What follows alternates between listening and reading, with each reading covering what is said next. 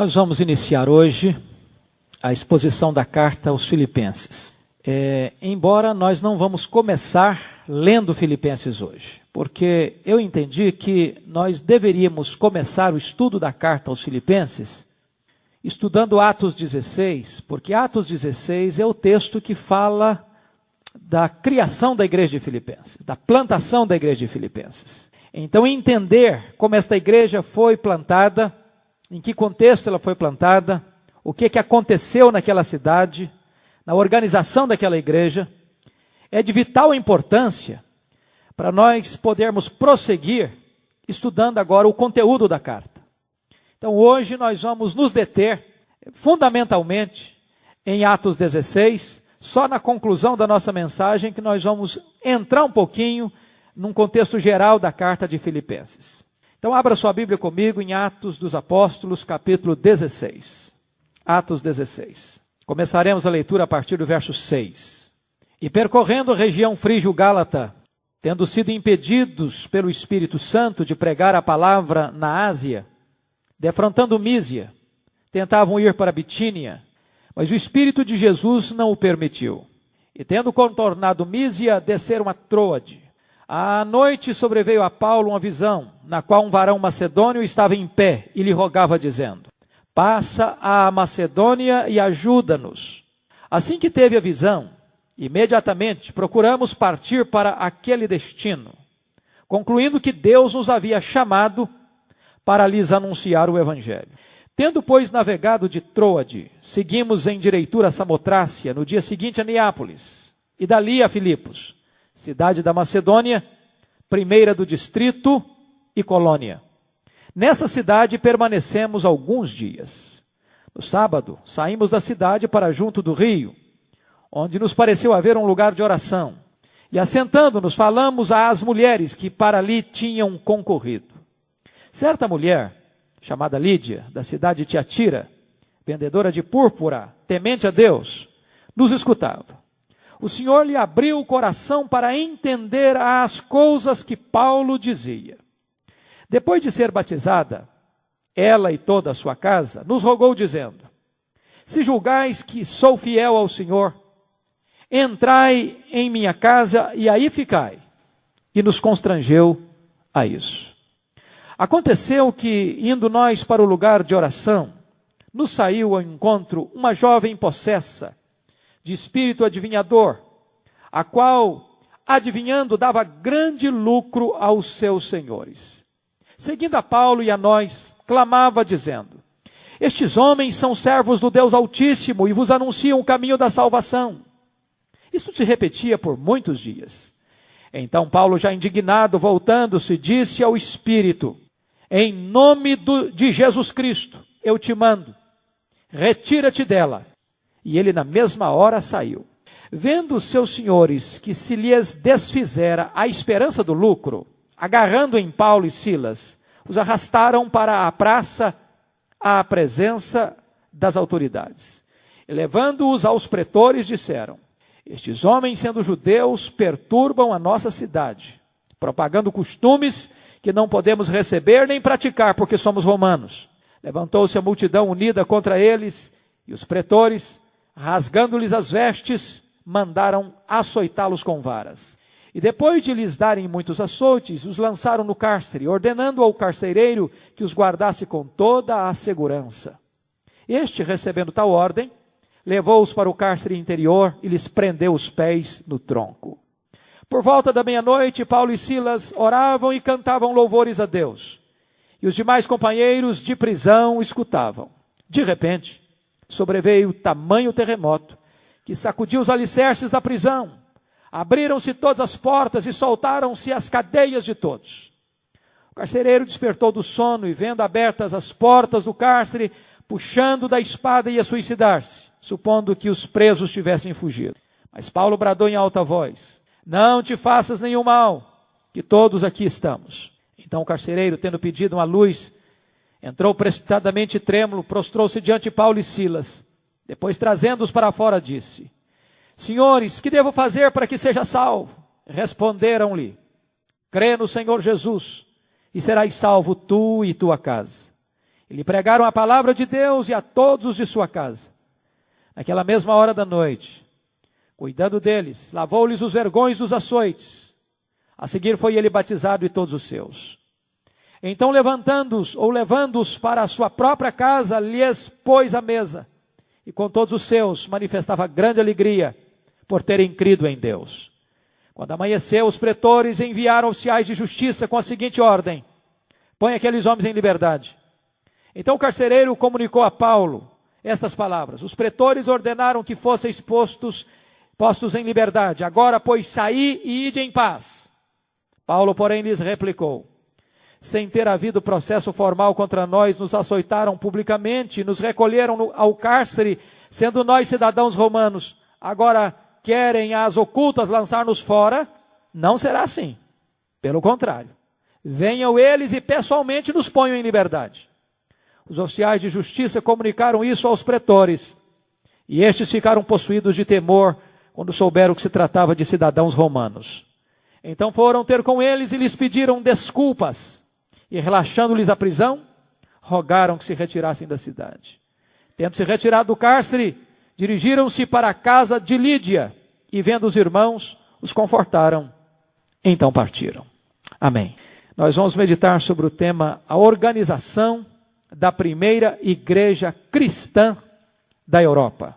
A organização da primeira igreja cristã da Europa. À guisa de introdução, eu quero destacar 2 pontos. Primeiro, o programa missionário da igreja deve ser conduzido pelo céu e não pela terra. É até natural que um missionário, por mais consagrado que seja, como Paulo era, tenha planos, tenha sonhos, tenha projetos. E que estes projetos são projetos bonitos, saudáveis, lícitos, legítimos, quais sejam de plantar novas igrejas. Entretanto, a agenda do missionário deve ser articulada no céu e não na terra. Paulo saiu querendo ir para a Ásia, conforme o verso 6. Mas diz a Bíblia que o Espírito Santo o impediu de pregar na Ásia. Diz o verso 7 que eles estavam tentando ir para Bitínia, mas o Espírito de Jesus não o permitiu. E então no verso 9, eles recebem um direcionamento: passa a Macedônia e ajuda-nos. Isso me dá uma orientação de que a agenda missionária da igreja deve ser dirigida por Deus e não pelos obreiros. Deve ser definida no céu e não na terra. Segundo ponto, a guisa de introdução, é que a porta que Deus abre nem sempre nos conduz para um caminho fácil, mas sempre para um destino vitorioso. O fato de Deus nos apontar um rumo a seguir não significa que nessa estrada nós vamos ter facilidades, que nós vamos ter caminhos atapetados, que nós vamos ter vida fácil, tranquila e segura. Quando Paulo entrou na Macedônia, por orientação divina, eles plantaram a igreja debaixo de açoites, de vergões, de prisões, de lágrimas, de sangue. Não obstante as lutas e as adversidades enfrentadas, o projeto foi vitorioso. Porque na verdade foi Deus quem abriu a porta da Europa para o Evangelho, foi Deus quem abriu o coração de Lídia para crer, foi Deus quem libertou aquela moça endemoniada, foi Deus quem abriu as portas da prisão, foi Deus quem estabeleceu a igreja vitoriosamente na Europa. Daí eu chamo a sua atenção para as lições que eu gostaria de tirar desse texto. Primeiro, vamos olhar Filipos, a porta de entrada do Evangelho na Europa. Eu não tenho dúvidas de que este verso de número 9 é um grande divisor de águas na história das civilizações. Isso aqui, irmãos, é uma dobradiça da história. Isto aqui é Deus na sua soberania misteriosa, indecifrável, fazendo uma escolha do rumo missionário da igreja cristã, que estava inclinada a ir para o Oriente, que estava inclinada a focar sua atenção missionária na Ásia, e por razões que nós não conhecemos, por razões da economia de Deus, da sua soberania, o próprio Deus inclina esta ação missionária para o Ocidente. para a Europa. E ao longo dos séculos, você vai perceber os reflexos dessa decisão na história das civilizações. É por isso que o berço missionário do mundo nunca foi o Oriente, e sim o Ocidente. É por isso que as grandes agências missionárias que percorreram o mundo nasceram do Ocidente. E pela graça de Deus, por isso o Ocidente recebe a luz do Evangelho, quando tantos outros países orientais ainda hoje estão mergulhadas em densas trevas do paganismo. Deus redirecionou a agenda missionária. Deus conduziu a rota dos missionários, o itinerário dos missionários. E assim a Europa e não a Ásia torna-se o palco dessa grande empreitada evangelística do reino de Deus. Segundo ponto, a importância estratégica da cidade de Filipos para se plantar uma igreja. E eu quero aqui levantar 3 pontos para a nossa reflexão. Primeiro, a importância dos melhores métodos para se plantar uma igreja. Notem vocês que Deus deu a Paulo a mensagem. Ele recebeu o evangelho de Deus. Não é o seu evangelho, é o evangelho de Deus. Deus deu para ele o rumo. Deus deu para ele a direção. Mas quem escolheu o método foi Paulo. E eu chamo a sua atenção que Paulo era um missionário e um missiólogo. Paulo era um teólogo e um evangelista. Paulo era um homem de conhecimento e de estratégia. Paulo era um homem que lidava com o conteúdo do evangelho e com o método mais acessível para levar este evangelho a um número maior de pessoas. E desta forma, Paulo jamais se deteve em determinados lugares, passando batido em determinadas regiões e cidades e se fixando noutras. Por quê? Paulo não fazia essas escolhas aleatoriamente, sem uma razão de ser.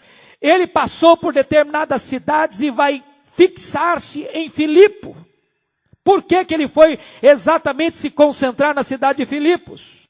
Porque, na verdade, ele era um homem que enxergava subindo nos ombros dos gigantes. Ele era um homem que olhava com a visão do farol alto.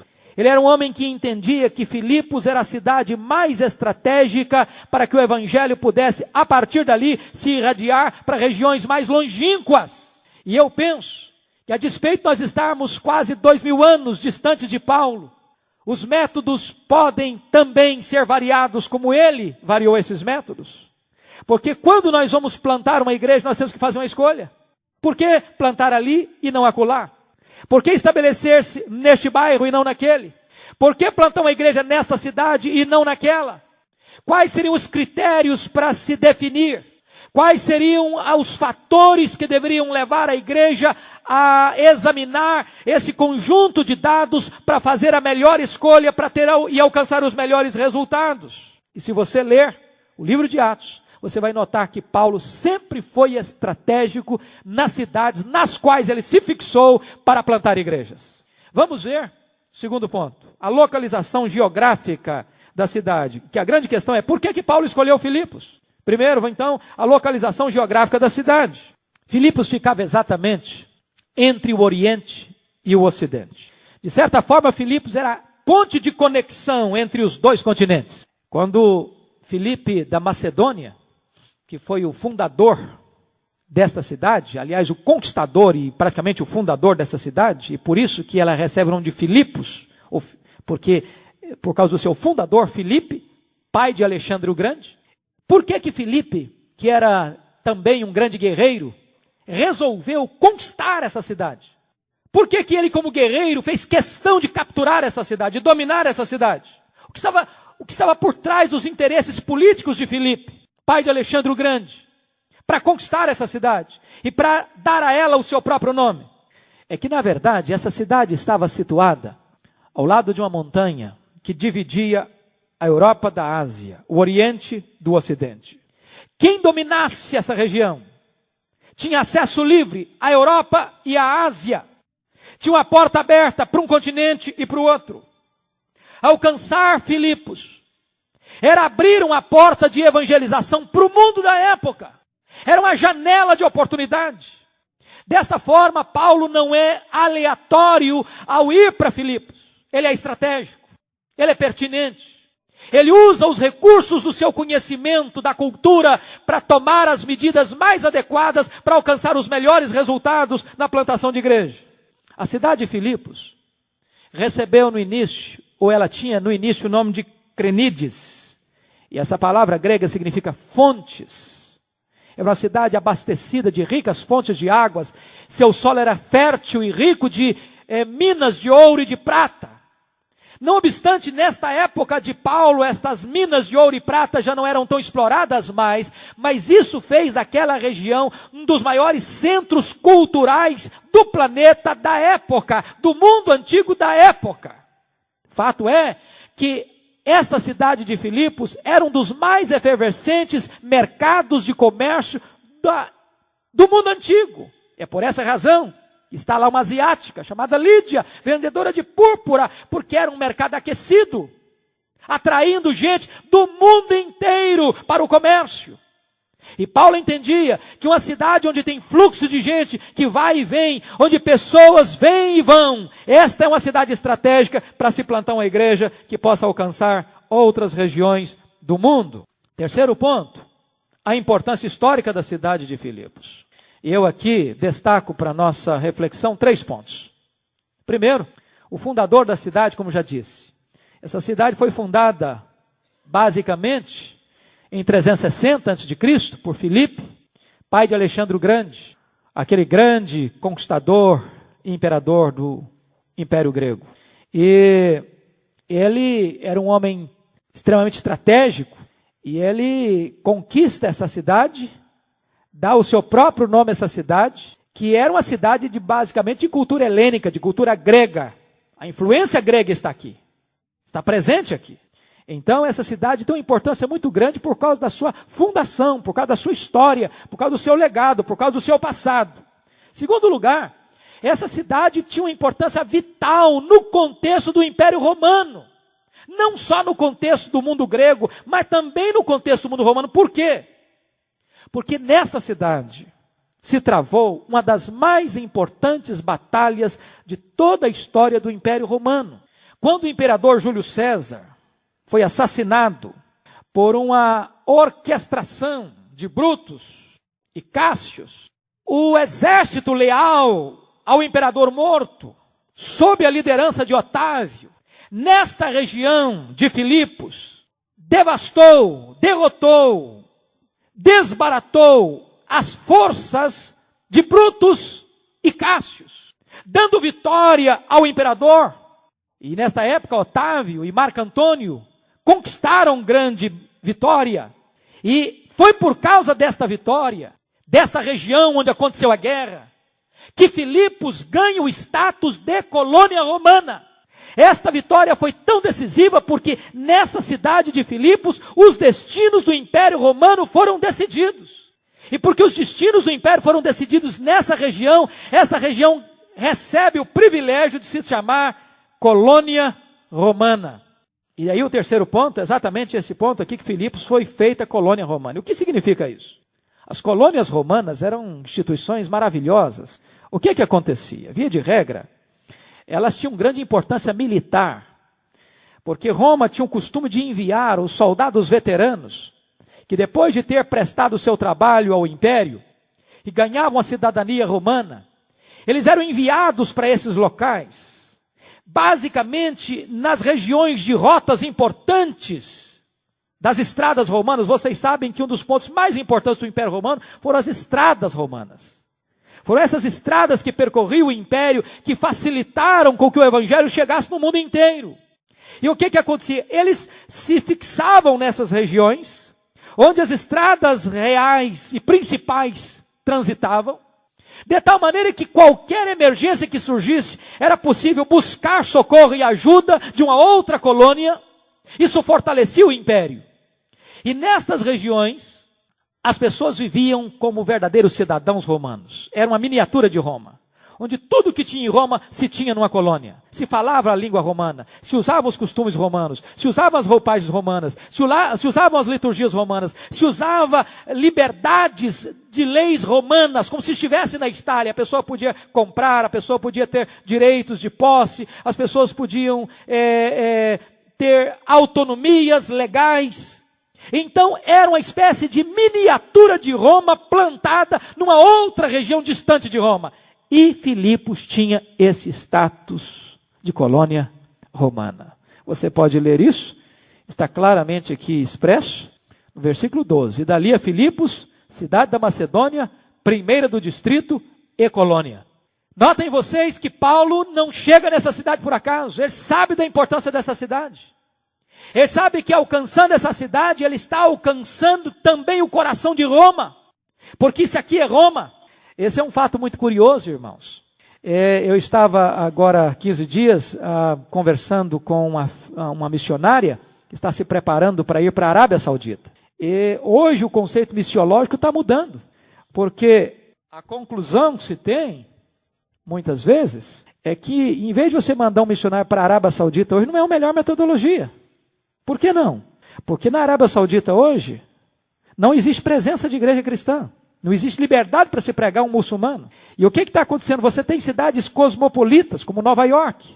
Você tem cidades cosmopolitas, como São Francisco, como várias cidades do Canadá, onde você tem milhões de pessoas muçulmanas vivendo. E se você alcança um muçulmano, onde não é proibido falar para ele, onde não tem a barreira cultural, onde não tem a barreira geográfica, onde não tem a barreira religiosa, e você ganha essa pessoa, você ganhou um missionário dentro da cultura, sem as limitações geográficas, culturais e religiosas. E desta maneira, Paulo era um estrategista, e ele entendia o seguinte: alcançando Filipos, ele botava um pé em Roma. Era uma colônia romana. Agora eu chamo a sua atenção para o terceiro ponto da nossa mensagem, o poder do evangelho na formação da igreja de Filipos. A plantação de uma igreja, ela precisa ter três perspectivas. Primeiro, numa perspectiva humana. Uma igreja plantada com oração, com pregação, com obediência e com sensibilidade cultural. Foi o que Paulo teve.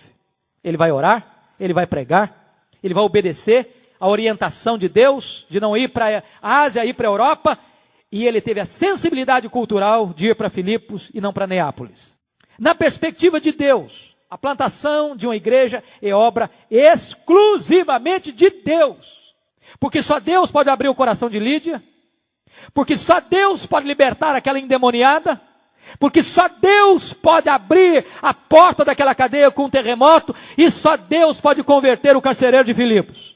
Então, a plantação de uma igreja tem uma obra que é responsabilidade do homem, e tem uma obra que é da autoridade e economia de Deus. Mas em terceiro lugar, a plantação de uma igreja passa também por uma batalha espiritual. Plantar a igreja é você estar envolvido diretamente com a tensão espiritual imensa. Foi por isso que quando Paulo está indo para aquela reunião de oração, aquela moça endemoniada vai atrás dele, e diz a Bíblia que chegou um ponto que Paulo se irrita com a situação, e ali é um confronto espiritual. É impossível lidar com as coisas de Deus sem entrar neste território da batalha espiritual. E aqui eu quero destacar alguns pontos para a nossa reflexão. Primeiro, o evangelho chega até as pessoas pela graça soberana de Deus. Irmãos, eu acho isso aqui maravilhoso, sabe? Porque nós temos nesse relato aqui pelo menos duas conversões e uma libertação. Eu não posso, à luz do texto bíblico, garantir para os irmãos que aquela moça endemoniada foi convertida. A Bíblia não nos fala sobre isso. Então eu não quero afirmar o que a Bíblia não afirma. Mas nós temos a garantia, biblicamente, que duas dessas pessoas foram convertidas, Lídia e o carcereiro. Podemos afirmar que aquela moça foi liberta. Porque uma coisa é ser liberta de uma possessão demoníaca, outra coisa é ser convertido. Mas o fato é que quem abriu o coração de Lídia foi Deus. Olha aí os versículos 13 e 14. No sábado saímos da cidade para junto ao rio, onde nos pareceu haver um lugar de oração, e assentando-nos falamos às mulheres que ali tinham concorrido. Certa mulher, chamada Lídia, da cidade de Tiatira, vendedora de púrpura, temente a Deus, nos escutava. O Senhor lhe abriu o coração para entender as coisas que Paulo dizia. Olha o concurso de três fontes. Paulo pregava, Lídia ouvia, e Deus abriu o coração. Então é preciso que haja quem pregue, é preciso que haja quem ouça, e é preciso haver o concurso da ação eficaz e soberana de Deus, para que haja uma conversão. Como é que a moça foi liberta? Como é que aquela moça possessa foi liberta? Olha aí, por favor, versículos 16 a 18. E eu me prendo especificamente no versículo 18.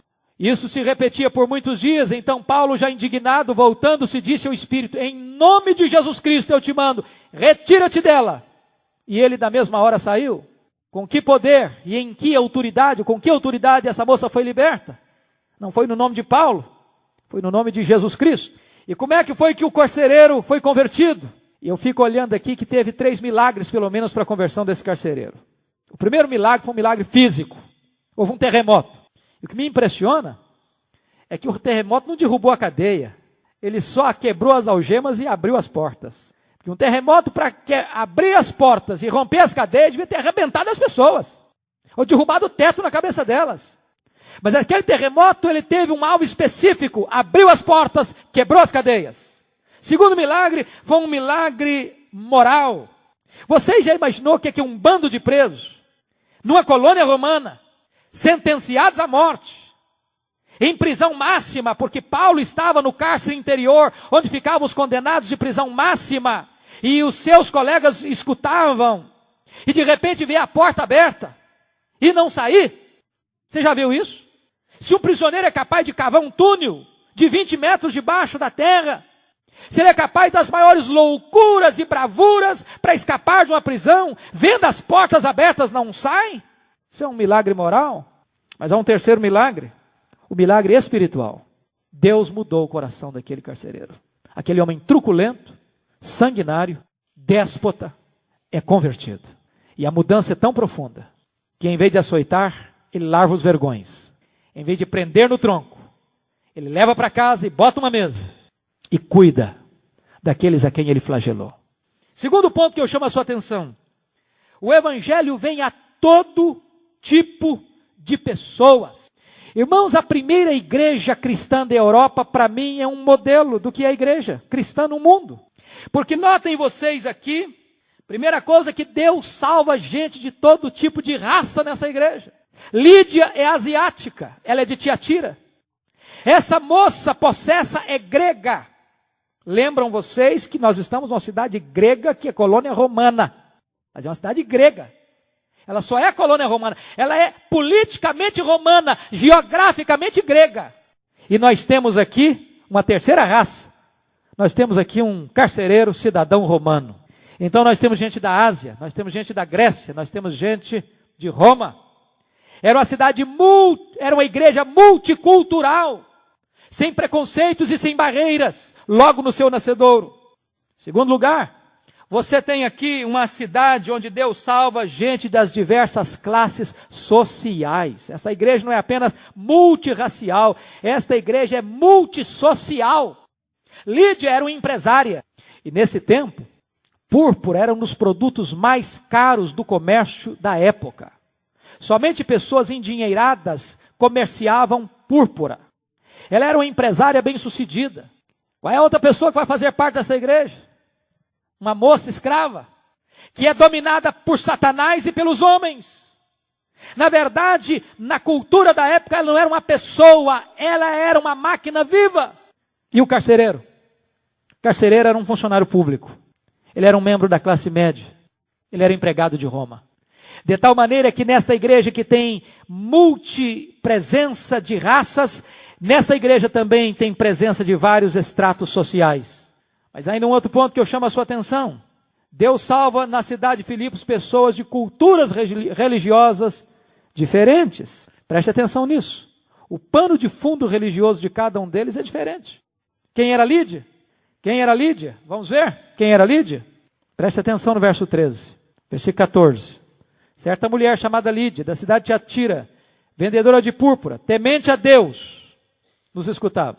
Essa mulher era temente a Deus. Possivelmente essa mulher fosse uma prosélita, uma gentia que tinha aderido ao judaísmo, que estudava a lei de Deus. Era uma mulher que já tinha formação religiosa, que já tinha um berço religioso, que já tinha uma cultura religiosa, que já era introduzida às coisas de Deus, que já tinha familiaridade com a lei de Deus, uma mulher que já tinha prática de oração, mas ainda não era convertida. Notem vocês que nós poderíamos dizer que Lídia tinha uma vida irrepreensível, ela era temente a Deus. Ela era uma mulher religiosa, ela orava. Ela era uma mulher que tinha espírito de congregar-se com alguém que comungava as mesmas ideias que ela. Elas iam para um lugar de oração. Mas essa mulher não era convertida ainda. Qual o pano de fundo? Da escrava. Ela vivia no misticismo mais tosco, comprometida com os demônios, endemoniada e possessa. Diríamos nós que ela é egressa daquilo que de mais sombrio pode existir no mundo espiritual. E o carcereiro, de onde ele vem? Qual o seu pano de fundo religioso? Como carcereiro, como cidadão romano, como funcionário romano, certamente a sua religião era a religião do Estado. Era aquele camarada que ele acreditava que César é Deus, que César é Senhor, que o Estado de Roma é divino. Então notem vocês a diversidade desta primeira igreja cristã da Europa. Tem gente de diversas raças, tem gente de diversos estratos sociais, tem gente de diversos panos de fundo espiritual.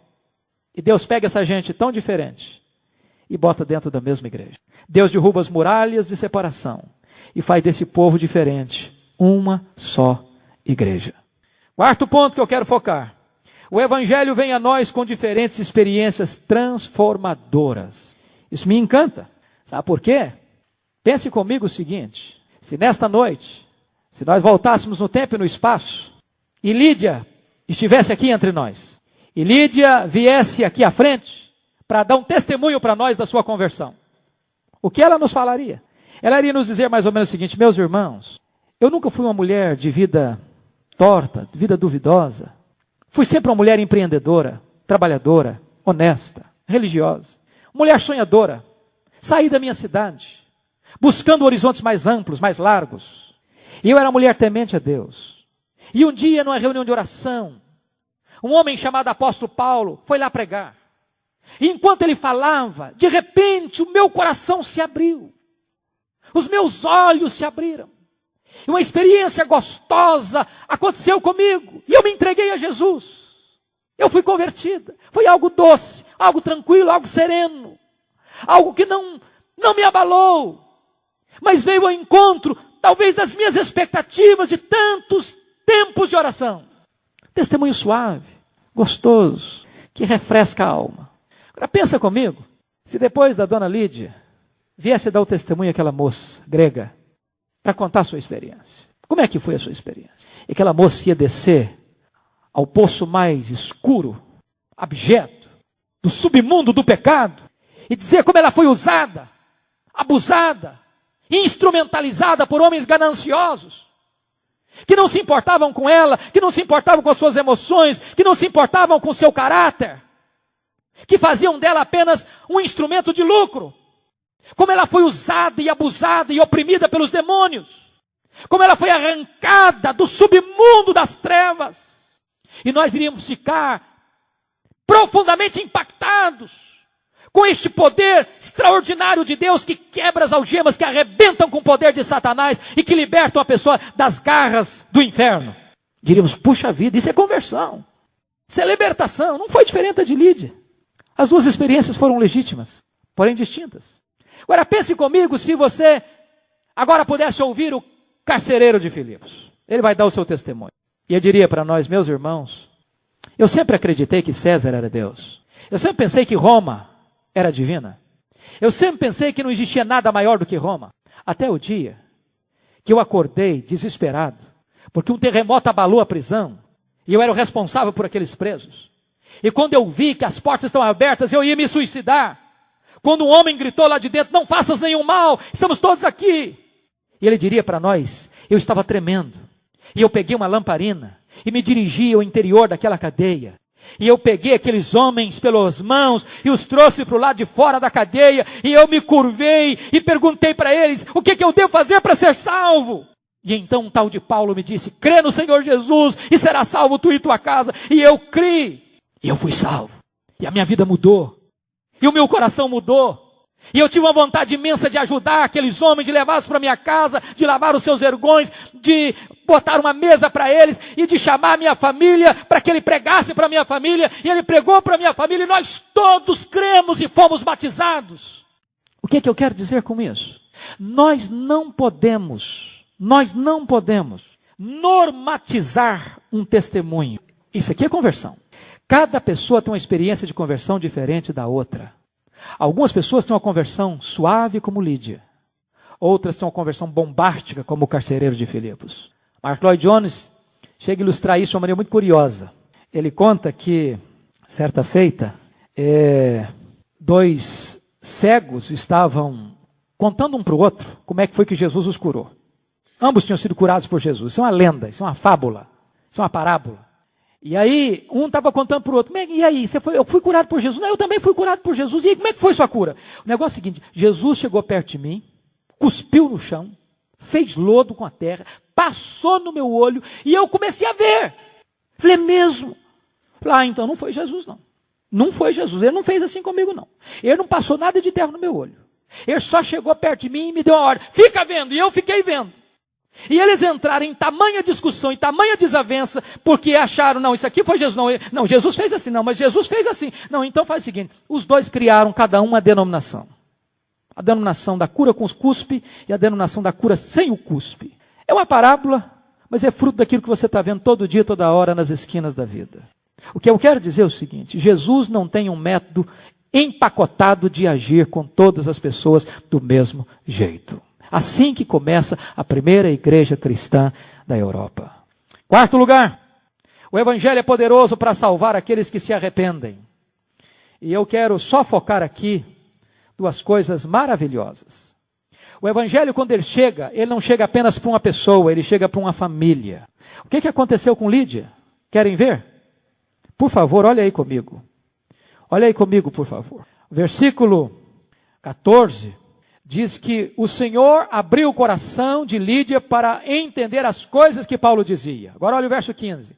Depois de ser batizada, ela e toda a sua casa nos rogou, dizendo, se julgais que sou fiel ao Senhor, entrai na minha casa e aí ficai. Olha que coisa linda. Deus abriu o coração dela, ela leva Paulo à sua casa. Eu não sei quem tinha na casa dela. A Bíblia não diz se tinha marido, se tinha filhos, se os filhos eram grandes, se os filhos eram pequenos. A ideia que se tem de casa, na língua grega, oikos, é de toda a família, inclusive os filhos menores. O certo é que nesta casa tinha mais gente do que Lídia. E foi Lídia e a sua família batizada. E depois que essa mulher é batizada, ela começa a desenvolver as virtudes cristãs, porque ela se torna hospedeira, hospitaleira. Mas veja ainda lá no versículo 40, que não apenas Lídia é convertida e a sua família é alcançada e ela se torna uma mulher hospitaleira, mas a igreja de Filipos começa a se reunir na sua casa. Tendo se retirado do cárcere, dirigiram-se para a casa de Lídia e vendo os irmãos, os confortaram. Então partiram.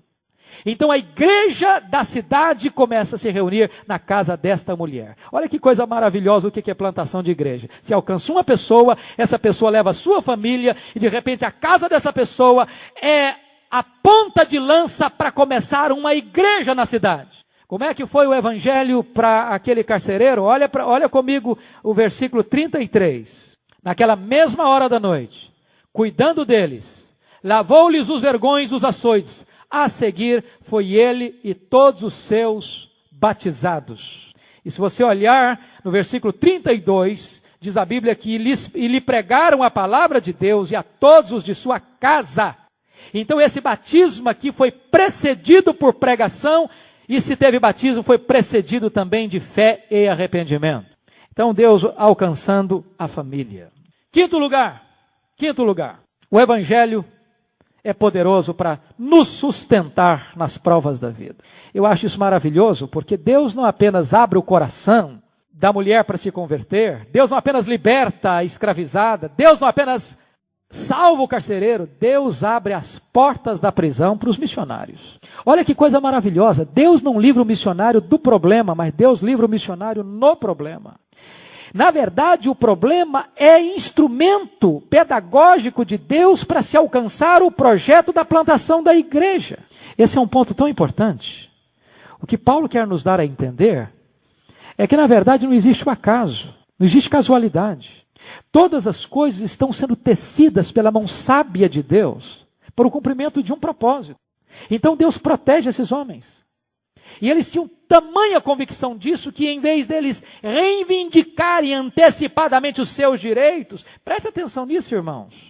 Quando Paulo teve as suas vestes rasgadas pelos pretores e açoitado em praça pública, bastava ele levantar a voz: eu sou cidadão romano, e as mãos todas tinham que se baixar. Por que ele não falou antes? Por que ele não reivindicou seus direitos antes? E este fato era tão sério porque ele estava numa colônia romana e ele era cidadão romano, e esse fato é tão intenso que no outro dia, quando os pretores mandaram o carcereiro libertar Paulo e dizer porque ele estava livre para ir embora, Paulo disse: não vou embora, toque de caixa não. Vocês nos açoitaram e nos prenderam sem antes estabelecer um julgamento, sendo nós cidadãos romanos, e diz a Bíblia que os pretores temeram, porque eles violaram uma lei. Por que Paulo não reivindicou essa lei antes? Paulo tinha plena consciência de que aquela situação estava dentro da economia, da providência de Deus para cumprir os seus propósitos. E então eu quero terminar com o último ponto, dividido em alguns subpontos, agora voltando um pouquinho para a carta, que seria praticamente uma pequena introdução à carta. As peculiaridades da carta enviada à igreja de Filipos, tá bom? E assim a gente caminha para o fim. Primeiro, o autor desta carta é indisputavelmente o apóstolo Paulo.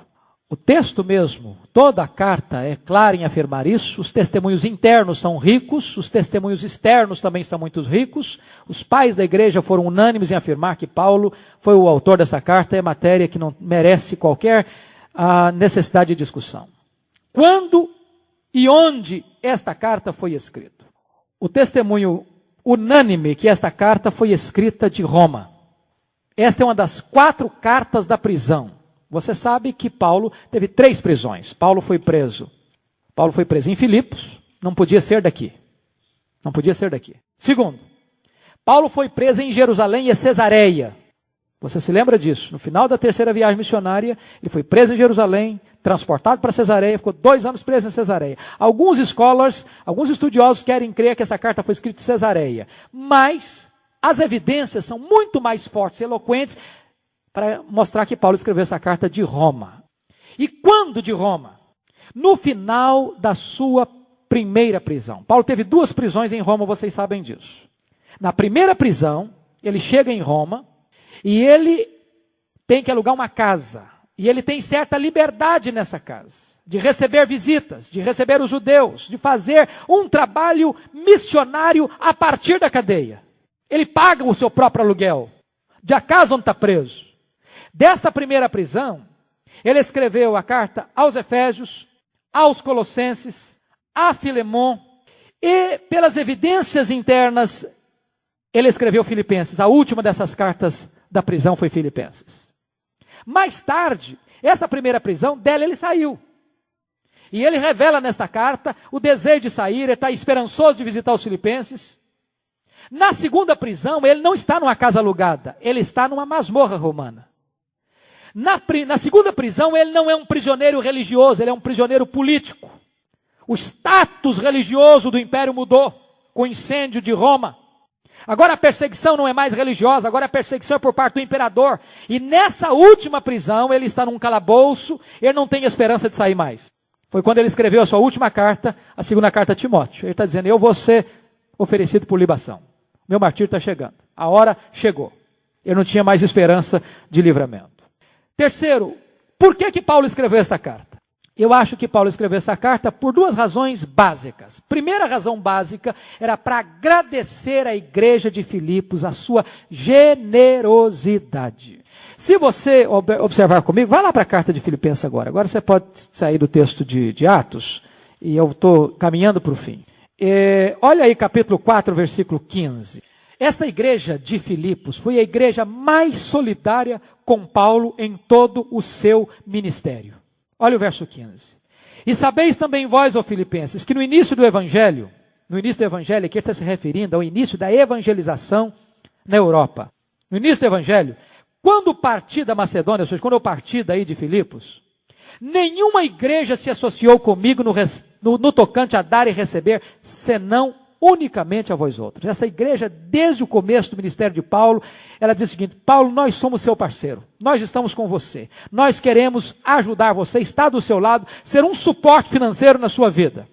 Olha o versículo 16. Porque até para Tessalônica, foi a próxima cidade para onde ele foi, mandastes não só uma vez, mas duas, o bastante para as minhas necessidades. Então, esta igreja deu suporte financeiro para Paulo quando ele estava em Filipos, pregando. Depois que ele foi para Tessalônica, mandaram para ele salário 2 vezes. Que mais? Terceiro lugar. Olha aí que Paulo estava agora em Corinto.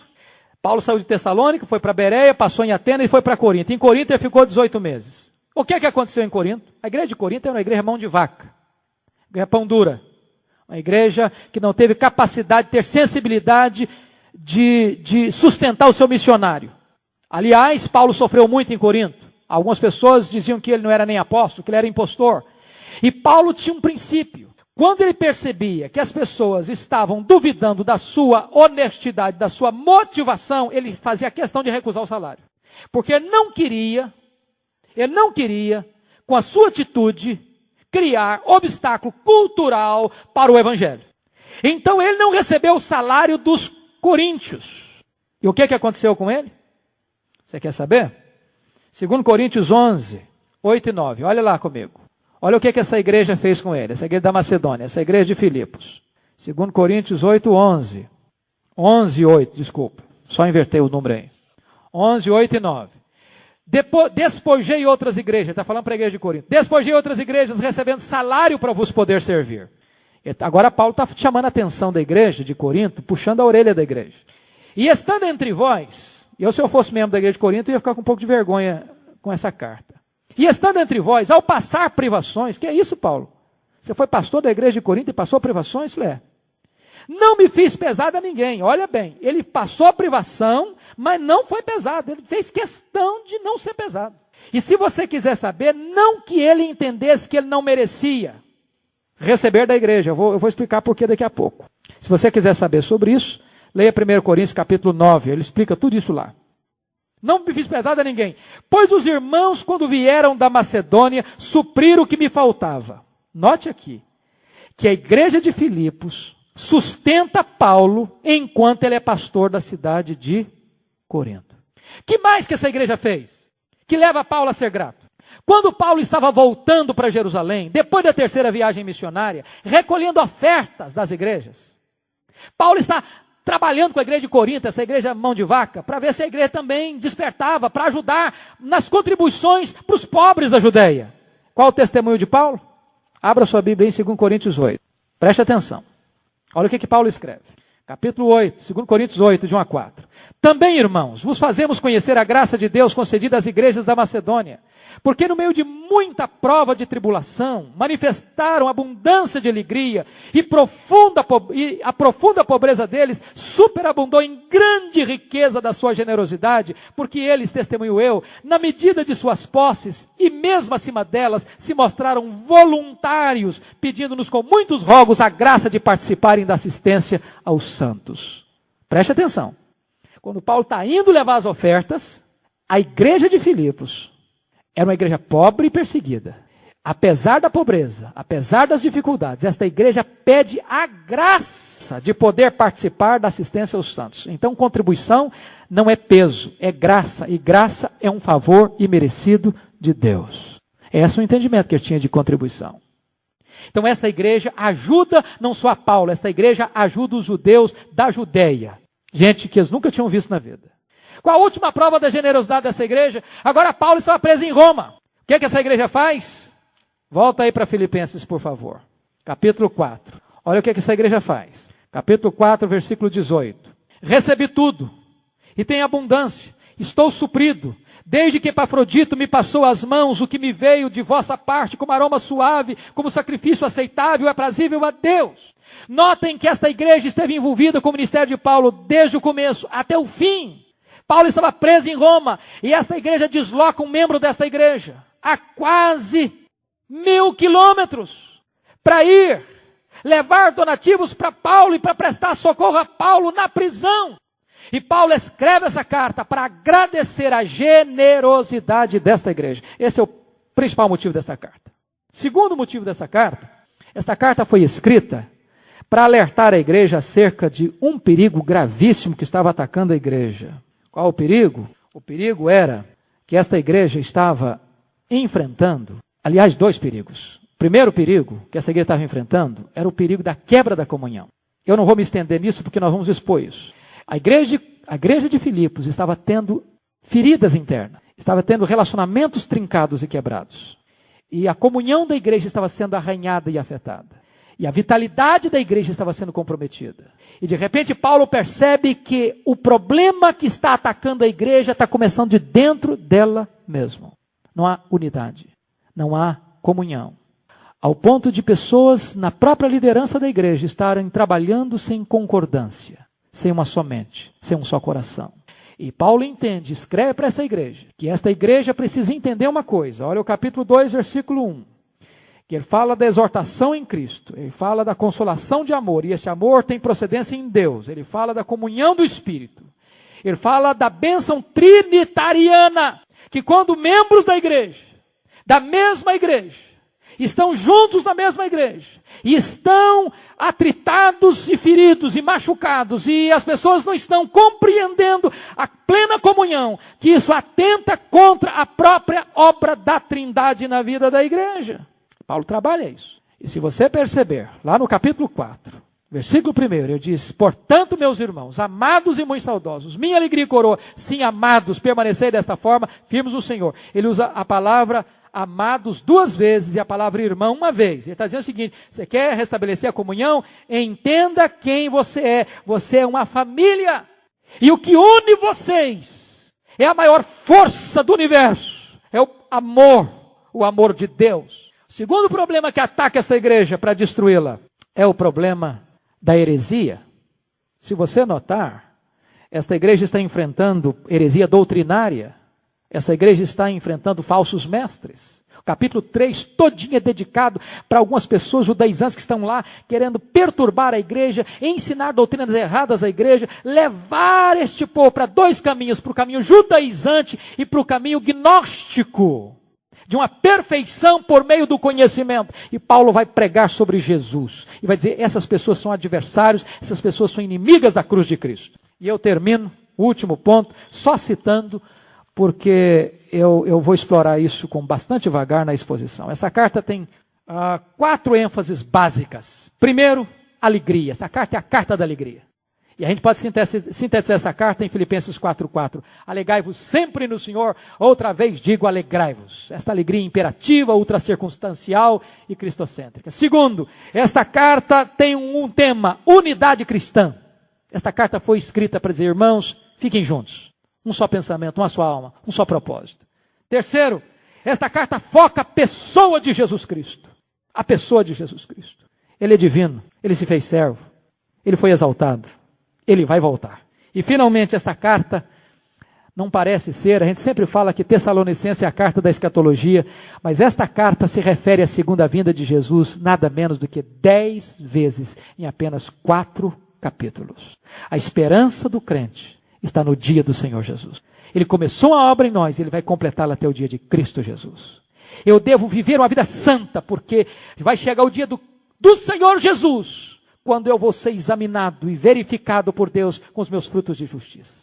Eu devo olhar não para aqui, não acumular aqui, não pôr o meu coração aqui, porque a minha pátria não está aqui, está no céu. E eu aguardo o Senhor que vem do céu, que vai transformar o meu corpo no semelhança do corpo da sua glória. Então a doutrina da segunda vinda de Cristo fortalece a igreja para caminhar apesar das dificuldades. Eu espero em nome de Jesus, irmãos, que nessas quartas-feiras por vir, Deus nos dê muita alegria em estudar esta carta. E eu gostaria de reforçar aquele lembrete aos irmãos. Você lê essa carta com 20 minutos. Se você fizer a sua devocional neste mês, todo dia lendo essa carta, no final desse mês, essa carta entra no seu sangue. Vai fazer parte do seu DNA. Você vai pensar biblicamente, sentir biblicamente, agir biblicamente, reagir biblicamente. Possivelmente, a alegria de Deus vai encher o seu coração.